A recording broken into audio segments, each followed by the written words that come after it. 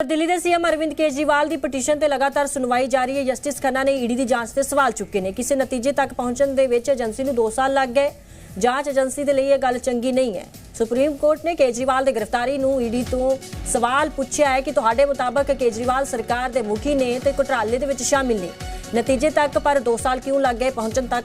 यह जांच एजेंसी के लिए चंगी गल नहीं है कि इस मामले के PMLA के सेक्शन 19 की पालना हुई है कि मामले के हुई गिरफ्तारी सेक्शन के तहत कसौटी ते खरी उतरती है। ईडी साफ करे कि केजरीवाल की गिरफ्तारी PMLA के तहत सेक्शन 19 के तहत सही है। गिरफ्तारी या रिमांड के लैन समय इसकी जरूरत को साबित करना ईडी की जिम्मेवारी है। दरअसल अरविंद केजरीवाल ने ईडी की गिरफ्तारी जो उन्होंने हुई है उसको चुनौती दी सी और अपनी गिरफ्तारी को गैर कानूनी दसिया। सुप्रीम कोर्ट का रुख किया गया जिथे ये तमाम सवाल जोड़े ने ईडी को पूछे गए ने कि जो गिरफ्तारी हुई कि वो जायज़ है, समा क्यों लग्या इस पूरे मामले के 2 साल का समा क्यों ईडी को लग्या है। तो लगातार जोड़े अरविंद केजरीवाल ने वो अक्सर ही अपने आप को बेगुनाह और अक्सर कहते हैं कि उन्होंने जानबूझ के फसाया जा रहा है। करोड़ों के लैन देन का यह पूरा मामला है। शराब नीति घोटाले के नाल संबंधित मनी लॉन्ड्रिंग मसले के उन्होंने गिरफ्तारी हुई PMLA एक्ट के तहत जोड़ा कि देश का सख्त कानून है। उस एक्ट के तहत ही उन्होंने गिरफ्तारी हुई सी। इस एक्ट के तहत जो मुलजम होंदा है उसको अपनी बेगुनाही साबित करनी पैंदी है सबूतां दे नाल, फिर ही उसनू जमानत या फिर उसनू बेगुनाह करार दिता जाता है। इस पूरे मसले नू हुण सुप्रीम कोर्ट विच ले जाया गया सी। एक पटीशन अरविंद केजरीवाल पाउंदे ने और कहंदे ने कि ईडी ने जिहड़ी उन्हां दी गिरफ्तारी कीती है वो गैर कानूनी है, जिस तो बाद सुप्रीम कोर्ट दे विच ईडी नू कई सवाल पूछे गए ने।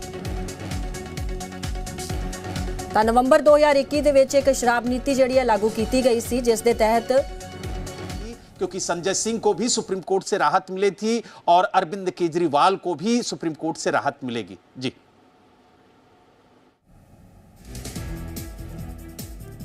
हालांकि राहत की उम्मीद जिहड़ी है की जा रही है, पर की फैसला आउंदा है ये थोड़ी देर दे विच जिहड़ी तस्वीर है वो साफ हो जाएगी।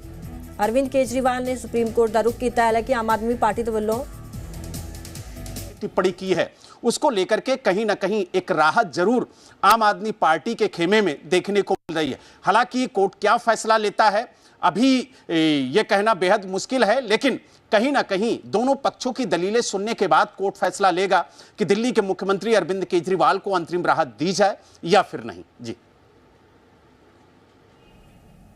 तो सुप्रीम कोर्ट के विच केजरीवाल की पटीशन से सुनवाई जारी है। जमानत की जरूर किते ना किते उम्मीद जताई जा रही है, पर यह सुप्रीम कोर्ट की फैसला सुनाता है, जिवें कि मेरे सहयोगी के वल्लों भी पल पल की अपडेट दी जा रही है इस पूरे मामले के विच। ईडी अपनी दलीलें रखे और उसके बाद दिल्ली के मुख्यमंत्री अरविंद केजरीवाल की तरफ से भी इस पर दलीलें रखी जाए। तो यानी जो गिरफ्तारी को चुनौती देने वाली अर्जी थी उस पर अभी तक सुनवाई चल रही थी, लेकिन उन्होंने 2 बातें अपनी अर्जी में रखी थी। पहला, उन्होंने अपनी गिरफ्तारी को चुनौती दी थी जिस पर अभी तक सुनवाई चली, लेकिन अब उनकी अंतरिम राहत पर सुनवाई चल रही है और उसमें कहीं ना कहीं जो ईडी है वो उन्हें अंतरिम राहत देने का विरोध कर रही है। हालांकि अब देखने वाली बात यह है कि किस तरीके से दलीलें ईडी की तरफ से रखी जाती हैं, किस तरीके से दलीलें अरविंद केजरीवाल की तरफ से रखी जाती हैं और उसके बाद कोर्ट क्या फैसला लेता है, यह सबसे बड़ी बात होगी। जी,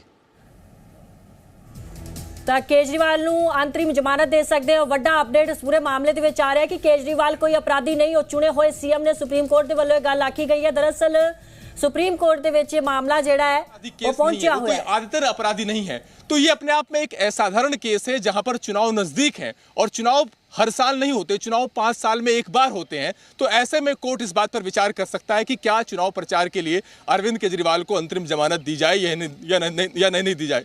कोर्ट ने यह भी कहा कि जो गिरफ्तारी को चुनौती देने वाली उनकी याचिका है, अगर हम उस पर सुनवाई पूरी कर लेते हैं, उसके बाद आदेश सुरक्षित रखते हैं, तो जब तक कोर्ट अपना आदेश सुनाएगा हो सकता है कि तब तक चुनाव पूरे हो जाएं। तो ऐसे में इस सवाल पर विचार करना बनता है कि क्या चुनाव प्रचार के लिए उन्हें अंतरिम जमानत दी जा सकती है या नहीं। एसटी तुषार मेहता ने इन दलीलों का विरोध किया और उनकी तरफ से कहा गया कि अरविंद केजरीवाल को ऐसी कोई राहत नहीं मिलनी चाहिए, क्योंकि इससे आम जनता के बीच गलत मैसेज जाएगा।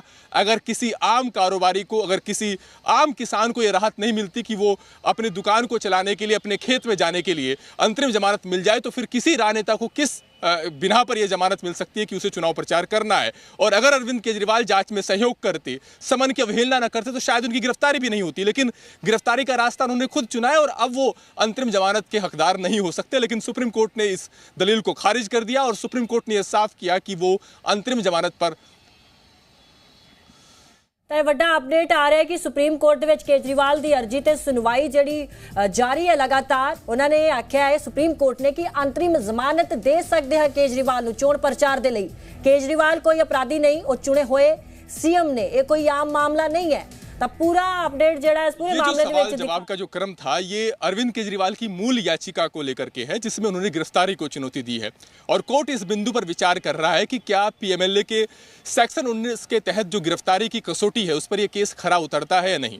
कोर्ट ने इस पर सवाल ये उठाया कि 2 साल हो गए आपको इस नतीजे पर पहुंचने के लिए कि अरविंद केजरीवाल की भूमिका बनती है, एक जांच एजेंसी के लिए ठीक नहीं है। इसके अलावा कोर्ट ने केस डायरी को मांगा है। केस डायरी वो जो मनीष सिसोदिया के गिरफ्तारी से पहले और बाद की, और दूसरी केस डायरी वो कि जो अरविंद केजरीवाल की गिरफ्तारी से पहले की है। कोर्ट ने सवाल ये भी उठाया कि आप जांच को लेकर के सिलेक्टिव नहीं हो सकते। अरविंद केजरीवाल के खिलाफ जो तथ्य हैं, जो सबूत हैं, उनको आपको समग्रता से देखना होगा। आप उन तथ्यों को नजरअंदाज नहीं कर सकते जो कि केजरीवाल के खिलाफ नहीं है या उनके पक्ष में जाते हैं। और अगर आप ऐसा नहीं करते तो आप फिर एक संतुलित अप्रोच नहीं अपना रहे हैं।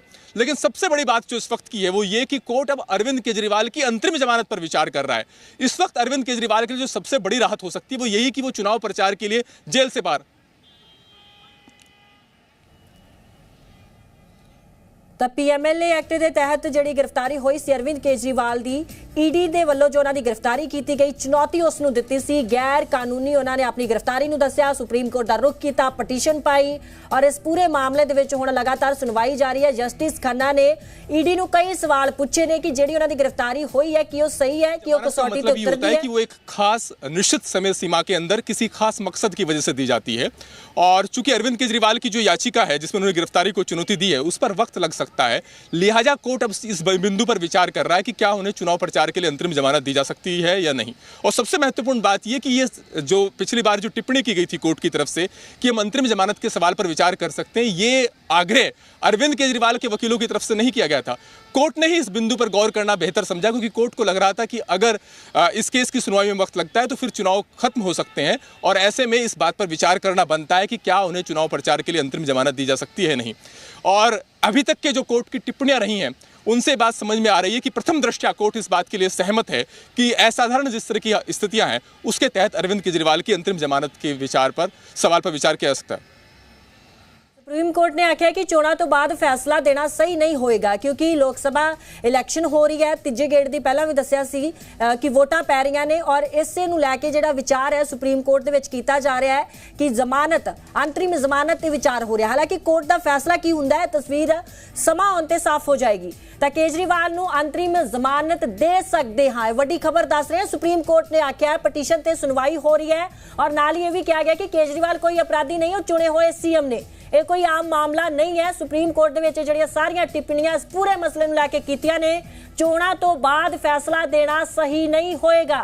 सुप्रीम कोर्ट दे विच अरविंद केजरीवाल दी अर्जी ते पटीशन ते सुनवाई लगातार जारी, अंतरिम जमानत दे सकते हैं, किते ना किते राहत जरूर मिल सकती है जो सुप्रीम कोर्ट अपना फैसला सुना दिंदा है, क्योंकि सुप्रीम कोर्ट दे विच भी जो गलबात चल रही है, जो सुनवाई हो रही है, तमाम तरह दी टिप्पणियां क्वेश्चन जिहड़े ने कीते जा रहे हैं ईडी नूं। तो फिलहाल ये वड्डा अपडेट दस रहे हैं। सुप्रीम कोर्ट दे विच केजरीवाल की अर्जी ते सुनवाई लगातार जारी है, फैसला सुरक्षित रखने ते भी गलबात हो रही है, और चोणां तो बाद फैसला देना सही नहीं होएगा। सुप्रीम कोर्ट ने आख्या है केजरीवाल कोई अपराधी नहीं, और चुने हुए सीएम ने।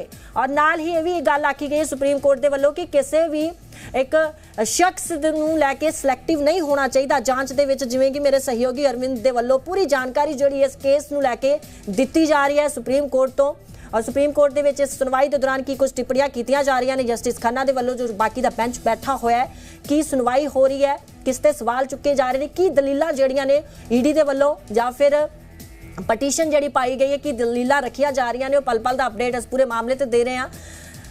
21 मार्च ਨੂੰ गिरफ्तार किया गया ਸੀ अरविंद केजरीवाल ਨੂੰ शराब नीति घोटाले ਦੇ ਨਾਲ ਸੰਬੰਧਿਤ मनी लॉन्ड्रिंग मामले 'ਚ ਉਹਨਾਂ ਦੀ गिरफ्तारी ਹੋਈ ਸੀ। पीएमएलए एक्ट ਦੇ तहत prevention of money laundering act 2002 ਜਿਹੜਾ कि बहुत सख्त कानून है, इसे ही एक्ट तहत उन्होंने गिरफ्तार ईडी ने किया सी उन्होंने रिहाइश तो।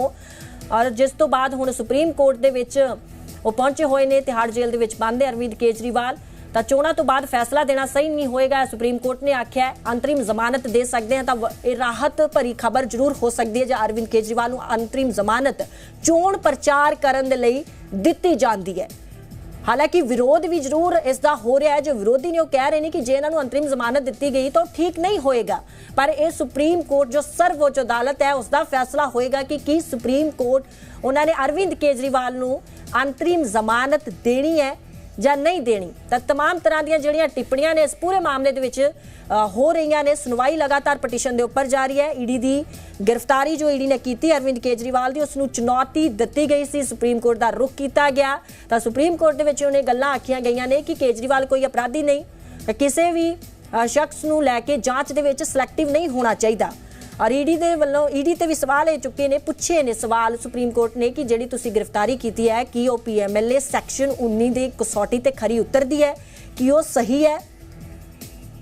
ਔਰ ਅੰਤਰਿਮ ਜ਼ਮਾਨਤ ਤੇ ਵੀ ਜੋ ਫੈਸਲਾ ਹੈ ਉਹ ਰੱਖਿਆ ਜਾ ਸਕਦਾ ਹੈ। ਕੋਈ ਸੁਪਰੀਮ ਕੋਰਟ ਦੇ ਵੱਲੋਂ ਫੈਸਲਾ ਸੁਰੱਖਿਅਤ ਰੱਖਣ ਤੇ ਸੁਪਰੀਮ ਕੋਰਟ ਨੇ ਟਿੱਪਣੀ ਕੀਤੀ ਕਿ ਚੋਣਾਂ ਤੋਂ ਬਾਅਦ ਫੈਸਲਾ ਦੇਣਾ ਸਹੀ ਨਹੀਂ ਹੋਏਗਾ। ਅਰਵਿੰਦ ਕੇਜਰੀਵਾਲ ਕੋਈ ਅਪਰਾਧੀ ਨਹੀਂ ਨੇ, ਉਹ ਚੁਣੇ ਹੋਏ CM ਨੇ। ਤਾਂ ਕੇਜਰੀਵਾਲ ਦੀ ਅੰਤਰਿਮ ਜ਼ਮਾਨਤ ਤੇ फैसला कोई ना कोई सुप्रीम कोर्ट जरूर सुना सकती है, पर की फैसला होएगा कि अरविंद केजरीवाल नूं चोण प्रचार करन दे लई जमानत अंतरिम मिलदी है जां नहीं मिलदी, थोड़े समय दे विच पता चल जाएगा। फिलहाल सुप्रीम कोर्ट दे विच अरविंद केजरीवाल दी अर्जी ते सुनवाई लगातार जारी है।